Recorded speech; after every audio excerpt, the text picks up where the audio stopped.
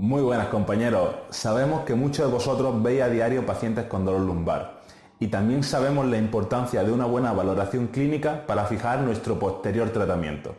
Sin embargo, nuestra valoración muchas veces se ve limitada por nuestra subjetividad. ¿Por qué? Porque se hace muy difícil medir con los métodos tradicionales el control lumbopélvico que presenta nuestro paciente, que puede estar alterado por ese dolor lumbar. Hoy en Endurance Studio traemos el primer vídeo donde vamos a describir el fenómeno conocido como fenómeno flexión-relajación para entender cómo valorar de forma objetiva el buen y el mal control lumbopélvico de nuestros pacientes. Vamos a verlo. Vamos a conocer qué es el fenómeno flexión-relajación. Primero debemos de comprender qué movimiento es el que vamos a estudiar en este vídeo. Vamos a estudiar un movimiento de flexión máxima voluntaria de tronco, es decir, con las rodillas completamente extendidas vamos a hacer una flexión máxima de tronco, hasta donde lleguemos. ¿En qué se basa este movimiento? Este movimiento se basa en el principio en que en una flexión máxima de tronco, el elemento activo, el músculo, cede todo el control del peso corporal a los elementos pasivos, a los ligamentos, a los tendones, etc. Todos esos elementos que no generan actividad muscular. Por lo tanto, si el elemento activo está en reposo, en las personas con un buen control lumbopélvico, en cuanto estén en máxima flexión de tronco, el elemento activo cede ese control y por lo tanto hay un silencio electromiográfico, es decir, el músculo está en reposo.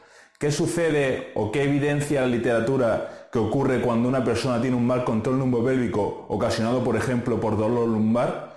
Ocurre que el músculo está completamente activo en la máxima flexión de tronco y por lo tanto la señal de electromiografía aumenta en lugar de disminuir. Vamos a verlo en una gráfica muy simple. En la siguiente gráfica tenemos el movimiento diseccionado en diferentes tramos. Primero tenemos al sujeto en reposo, donde estamos midiendo los músculos extensores lumbares y tenemos una actividad muy bajita para estabilizar la columna vertebral en bipedestación.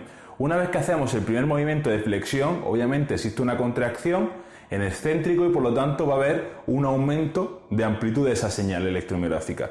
Una vez que estamos en máxima flexión voluntaria, como decimos, el elemento activo cede el control al elemento pasivo y existe una línea base de silencio electromiográfico que se interrumpe cuando el sujeto vuelve a extender en un movimiento concéntrico para erguir de nuevo la columna. Y de nuevo tenemos la fase de reposo. ¿Qué sucede en la alteración de ese movimiento? Que cuando estamos en máxima flexión voluntaria, si os fijáis, la contracción es constante desde la flexión sin que ésta relaje. Por lo tanto, para hacer un buen estudio del comportamiento musculoesquelético de ese control lumbopélvico, tenemos que tener muy claro que el control motor influye y tenemos que tener muy claro cómo medirlo.